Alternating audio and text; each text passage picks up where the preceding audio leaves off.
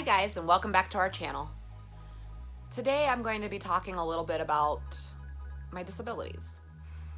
I figure this is probably a pretty key video to get filmed early on in my YouTube, as that's probably why a lot of you guys are here, is you're trying to find out what I'm all about.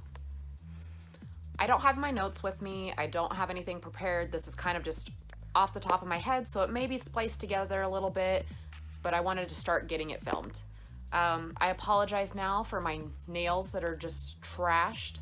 I've been cleaning house a lot and scrubbing floors and doing things like that, and it completely ruined my Halloween nails, so I'm gonna have to redo them. So they look a little rough, so please ignore that.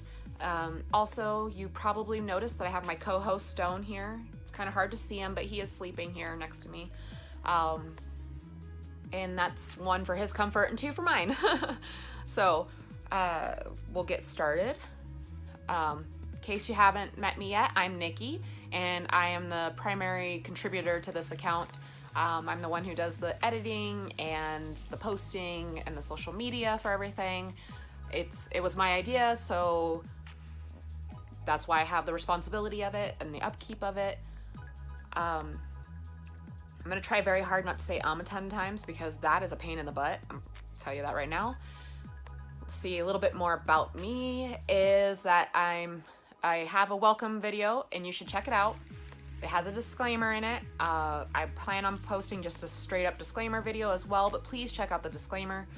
Also, in the links below, I will provide the number for the suicide hotline, and that number will be probably in every single description that I ever post, but it is also in my welcome video. That way anybody can find it.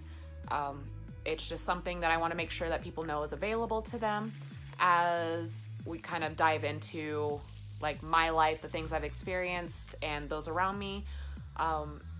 Please let me know if you have any questions or comments. You can leave them down below, or you can send them to me through my Instagram at servicedog_stone or at Poland Vlogs. Either one of those, you can reach me if you want to send me a private message that you would like to keep, you know, private. I guess that's the point of that. You can do that as well. So I'd like to see some involvement. I would like to interact more with you guys and really find out what you're hoping to learn more about and what I can share and help you with.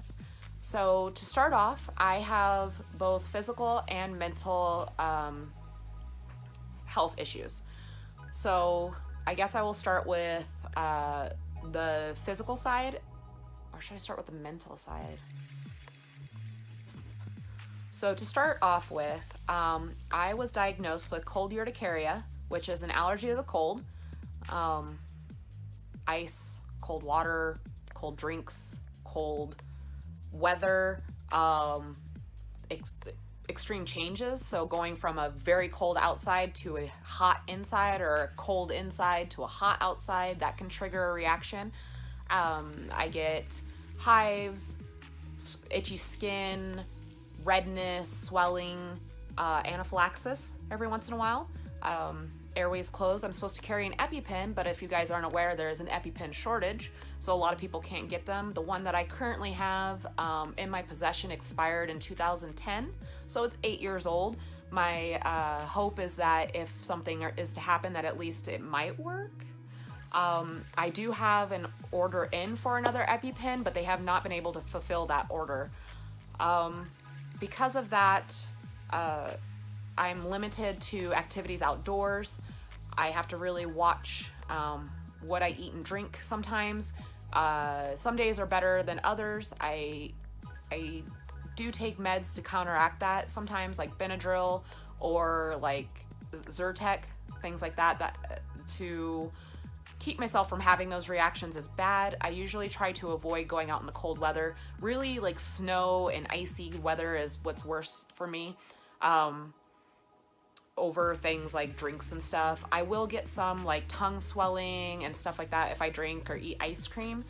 I do still partake. I'm just very careful about it. It's one of my favorites. I'm not going to give it up. That's just the way it is. And the next thing is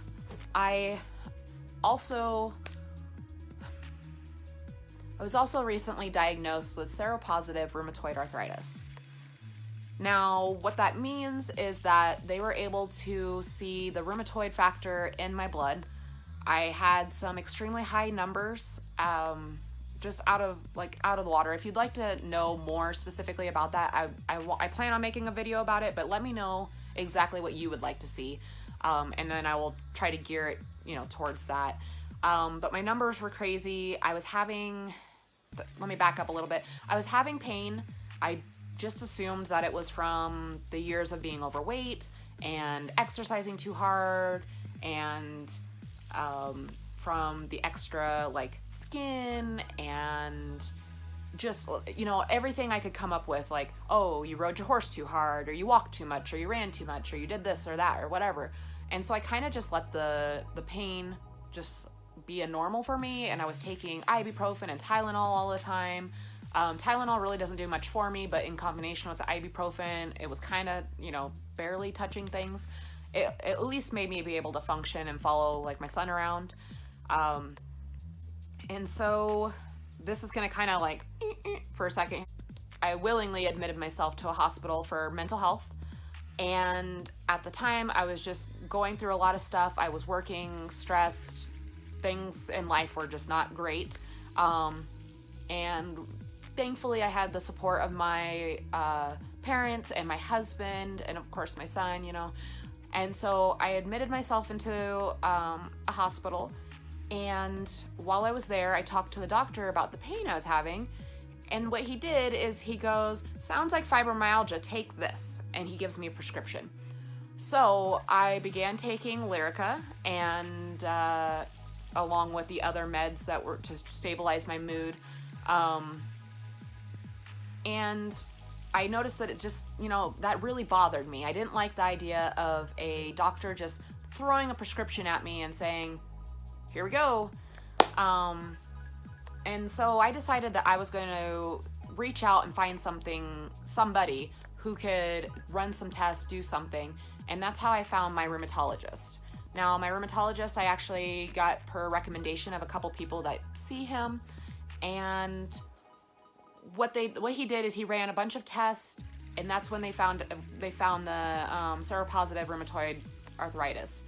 So with that, I had a gallium scan, and basically had to go have a slightly radioactive material injected into my vein, and then had scans for 3 days. So went in on Monday, got that injected. Then I had to go in Tuesday, Wednesday, and Thursday for the full body scan. That took about 30 minutes each time.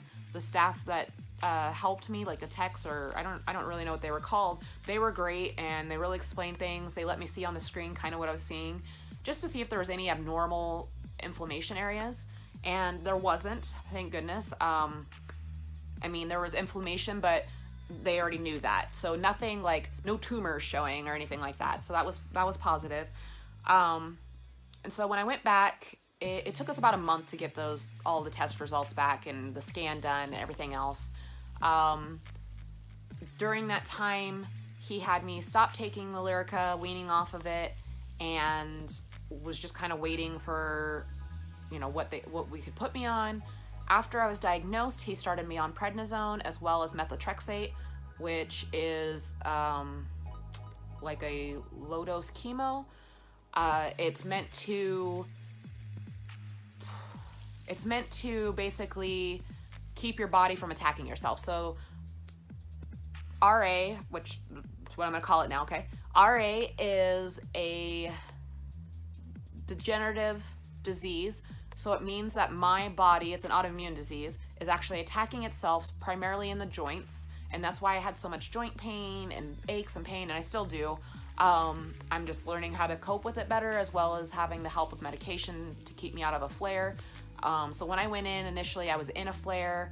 The flare got worse, and now it's better. I'm a little sore today, but that's because I did too much yesterday. But basically, it attacks itself. I can do more of a video if you want to know more. The course that I'm on is not exactly the brightest. It hit me pretty hard. Seropositive usually comes with worse degeneration. the thing with that I'm lucky is that they caught it early. So yes, I'm young. They caught it early. They got me on medications.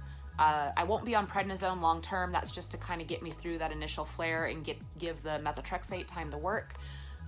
Turns out the methotrexate wasn't working for me either when I went back for my follow-up with labs, and they had to switch me to injectables. So now I have to give myself injections once a week of the methotrexate, and you know, the first dose wasn't bad. I'll have my second one coming up. I do it every Saturday, and I chose Saturday because it does usually kind of make me weak and just achy feeling the day or so afterwards, and that gives me time to have help around the house. So my husband is home and he can help me with our son and the dogs and, you know, things like that, and gives me more time to kind of just rest and let my body recuperate. Other physical things that are kind of going on is after my weight loss, I did have a weight loss surgery to correct a problem with my stomach. My stomach had scar tissue that had built up around it, and it had caused basically a band of tissue that was strangulating my stomach. So they had to go in and cut that out, and in the process my stomach was very damaged, and so they ended up doing a gastric sleeve, or VSG as some people know it, and there might be a few of my viewers or my Instagram people from there that are coming over, but I can do a video about that if you're curious about it. But they ended up doing a vertical sleeve, which helped me drop a lot of weight, and with that came loose skin, so I deal with that.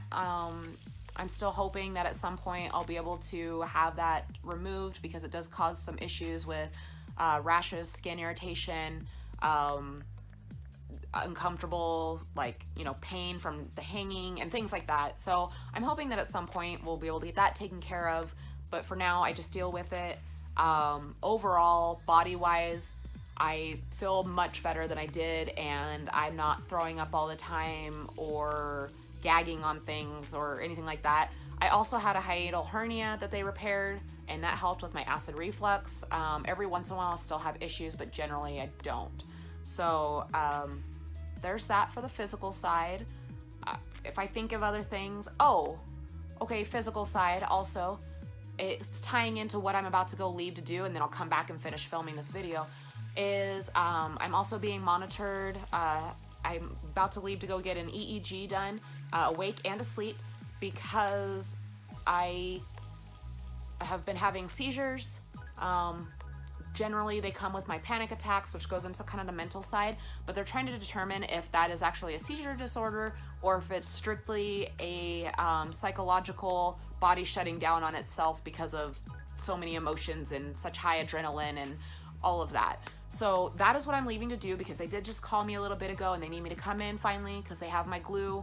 That sounds weird. They have the glue to attach the electrodes, and you will see that in a vlog probably before you actually see this.